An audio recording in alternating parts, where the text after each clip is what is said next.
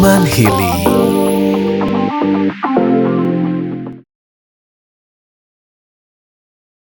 Oke, hari ini di Taman Prasasti Museum Nasional Indonesia, podcast Teman Healing, saya ditemani oleh Profesor Agus Aris Munandar.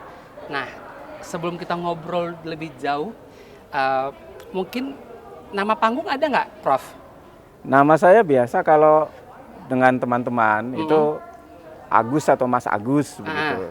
Kalau di kampus ya Prof ya gitu. Oke, kalau di lingkungan akademik, Di- panggilnya Prof? Tergantung kesempatannya apa. Kalau dalam kesempatan seminar ya pasti dipanggil lengkap ya. Oke, Profesor, doktor, bla bla bla bla, SSM Hum gitu. panjang ya? Iya, tapi kalau dalam kesempatan gaul aja ya Mas Agus Oke. atau Pak Agus begitu. Oke, Mas Agus, mau nanya, background Mas Agus itu kan secara akademik guru besar. Ya, Nah, untuk bisa mencapai tahapan guru besar kemudian itu mempelajari bidang apa sih, Mas? Kenapa saya mempertanyakan ini? Karena kita akan ngobrol tentang koleksi atau mungkin temuan yang sangat berarti gitu. ya. Jadi kalau saya sejak masuk perguruan tinggi itu memilih bidang arkeologi. Oke. S1 saya arkeologi sampai lulus. Itu tahun 84 saya lulus. Tahun 84 ya. Lalu saya dijak asistensi untuk jadi staf pengajar Mm-mm. di Universitas Indonesia juga di Fakultas Sastra sambil kuliah. Oke. Lalu lulus saya S2 1990.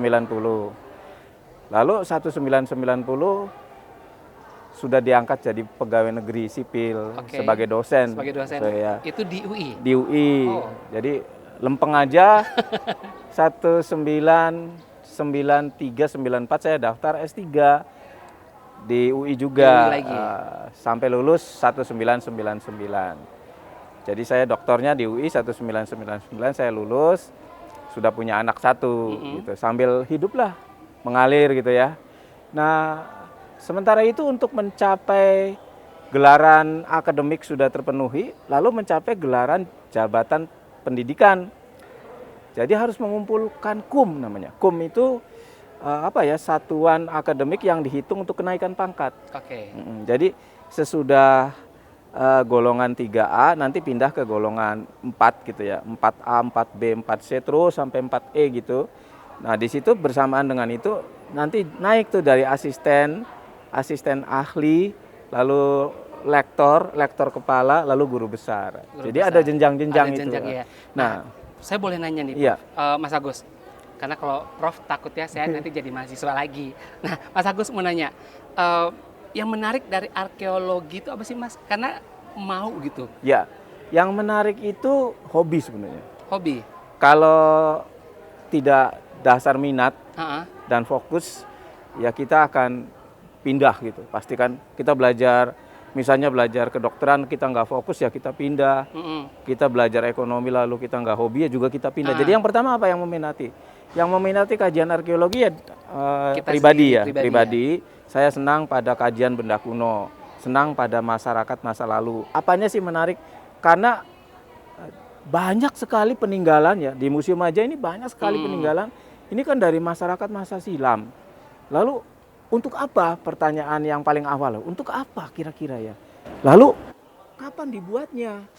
Masyarakat itu mengapa membuat seperti itu? Nah, itu yang membuat saya tertarik pada bidang arkeologi karena juga mempelajari benda, artefak. Artefak ya. Kajian masa lalu tuh ada tentang sejarah juga. Mm-mm. Ada juga tentang naskahnya. Mm-mm. Nah, tentang sejarah dan naskah kebetulan saya tidak tertarik karena saya senang berjalan ya, keluar dari kampus gitu, mencari di situs aslinya dan benda-benda itu kebanyakan masih di situsnya.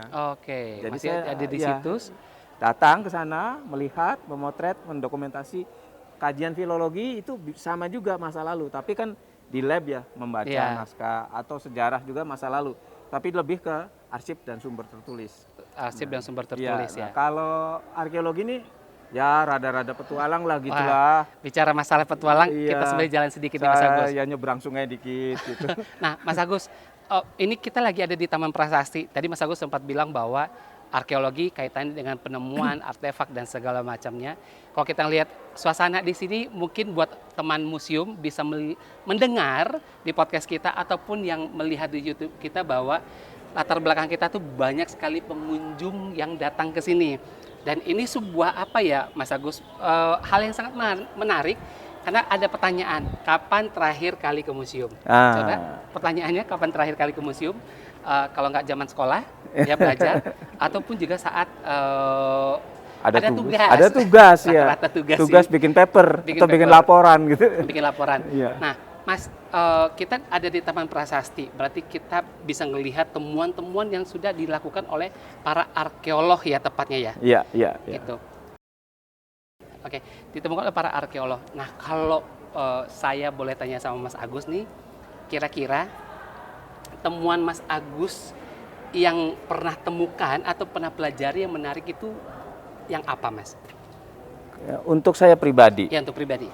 Saya itu tahun 1997-an lah dilapori oleh seorang teman bahwa tidak jauh dari Bogor ada banyak sekali bentuk-bentuk yang diduga sebagai peninggalan masa lalu. Bentuknya tuh teras-teras bertingkat, punden berundak. Ya, punden berundak. Jadi saya penasaran, lalu saya ke sana dengan teman-teman. Dan ternyata di daerah sebelah barat Bogor itu namanya Kampung Sindang Barang, itu banyak teras bertingkat yang bisa dihubungkan dengan kerajaan Sunda ketika dia berpusat di Pakuan Pajajaran, di Bogor. Yeah. Jadi mengapa menarik buat saya? Kajian terhadap situs-situs itu belum pernah dilakukan. Oh, belum ada sama belum sekali. Belum ada sama sekali. Laporan juga belum ada. Oh. Jadi bagi saya orang pertama. Yeah. Saya eksplorasi. Saya membuat laporannya. Ya sekarang sudah dicetak walaupun buku sederhana, tetapi itu yang mengesankan untuk saya pribadi ya. Selain itu, artefak-artefak yang sudah dibahas oleh arkeolog terdahulu bagi saya juga menarik apabila artefak itu belum tuntas dibahas. Jadi masih bisa diulik lagi, bisa ditanya lagi gitu ya. Ya kita tanya dia siapa begitu. Kita ajak bicara lagi. Itu juga menarik untuk saya gitu. Semua benda masa lalu itu sebenarnya belum selesai. Sampai saya pensiun juga nggak akan selesai. Nggak akan selesai.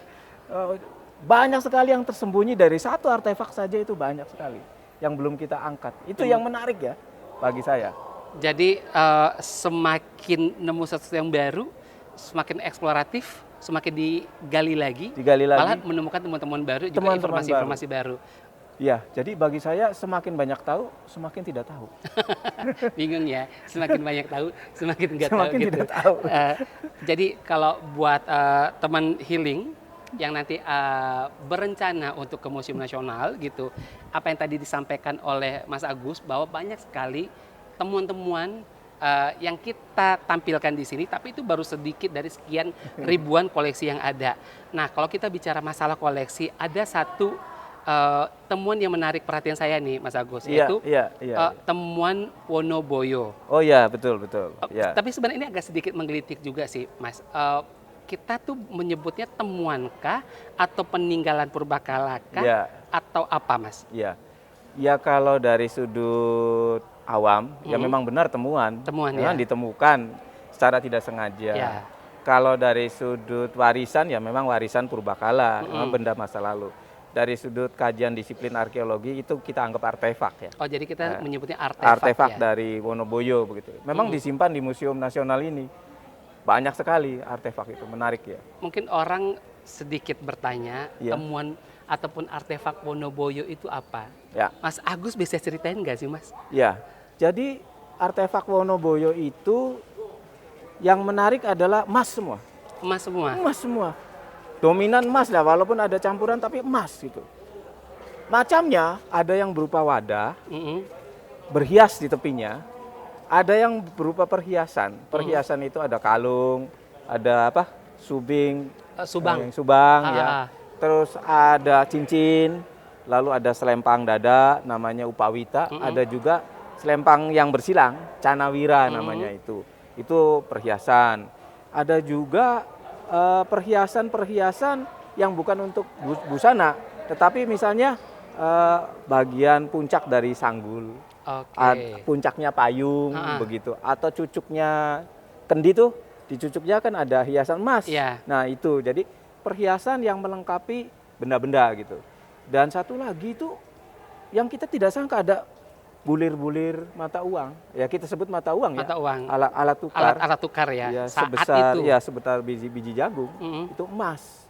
Dan lagi beberapa artefak itu ada inskripsi.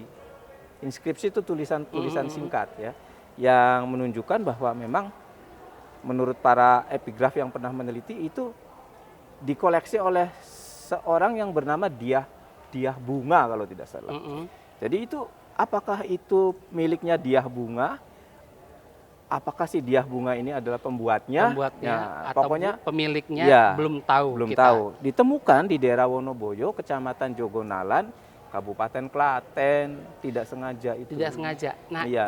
yang menarik dari temuan ini apa sih Mas, selain kalau bicara masalah emas udah pasti ya gitu. Emas tidak hanya menarik tapi juga sangat berharga. Ya. Dan itu juga memperlihatkan bahwa Indonesia zaman dulu, ya mungkin tidak hanya zaman dulu, zaman sekarang pun kita adalah negara yang kaya. Betul. Gitu. Iya. Buktinya apa-apa terbuatnya dari emas kalau peninggalan-peninggalan purbakala yang kita temukan atau warisan sejarah yang dulu kita temukan sebagian besar adalah dari emas gitu. Nah, yang menariknya apa sih Mas selain emas itu tadi? Yang menarik adalah bermacam-macam artefak, bermacam-macam benda yang ditemukan di satu lokasi. Oke. Lokasi penemuannya. Karena kita nggak sangka-sangka ya, kalau kita menemukan di halaman candi, itu biasa kan, di halaman candi gitu. Kalau kita menemukan di dekat petirtan itu kolam ya, itu juga kolam tempat upacara biasanya, jadi orang simpan. Ini mah di perkebunan tebu gitu. Perkebunan tebu. Jadi bekas. Nggak lazim. Iya, mungkin dulu kampung gitu. Oke. Kalau teman-teman arkeolog yang meneliti itu mungkin dulu Wanua itu permukiman. Tapi bukan kompleks istana mestinya, karena ditemukan dalam suatu wadah dan sepertinya sengaja disembunyikan atau sengaja disimpan, ya? Ditanam di situ. Iya. Jadi sepertinya begitu. Ada apa ya peristiwa masa lalu yang membuat mereka tergopoh-gopoh menyimpan dalam satu wadah dalam berbagai macam artefak. Nah itu yang menarik juga. Itu menarik juga. Satu dari segi lokasinya ya. Yang memang ditemukan di area perkebunan tebu. Iya, sekarang jadi perkebunan tebu. Oh, sekarang jadi perkebunan tebu. Iya, sekarang sih mungkin sudah Iya. Mungkin sudah jadi permukiman ya. Cuma kita bicara masa lalu ya. Masa lalu ya. Ketika zaman itu artefak dibuat, mungkin ada sesuatu yang membuat mereka buru-buru menyimpan. Itu apa? Itu kampung, Wanua, atau ada yang bilang juga itu wilayah itu adalah kawasan keagamaan. Jadi tempatnya para Brahmana berkumpul gitu. Tapi dengan dikoleks jadi satu itu, ya misterius. Jadi tempatnya penemuannya lokasi udah spesial, kemudian penemuan juga masih misterius. Kemudian apa lagi, Mas Agus? Dikumpul jadi satu kan kita nggak tahu ya.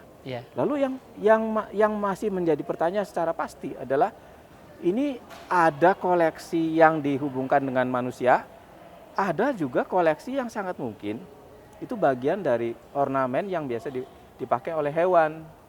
Jadi ada kaitan sama hewan juga ya? Iya, jadi hewannya nih mungkin hewan-hewan milik raja atau hewan-hewan milik bangsawan ya, sehingga layak hewan itu diberi aksesoris ataupun ada sesuatu yang melekat pada tubuhnya, dan itu terbuatnya dari emas.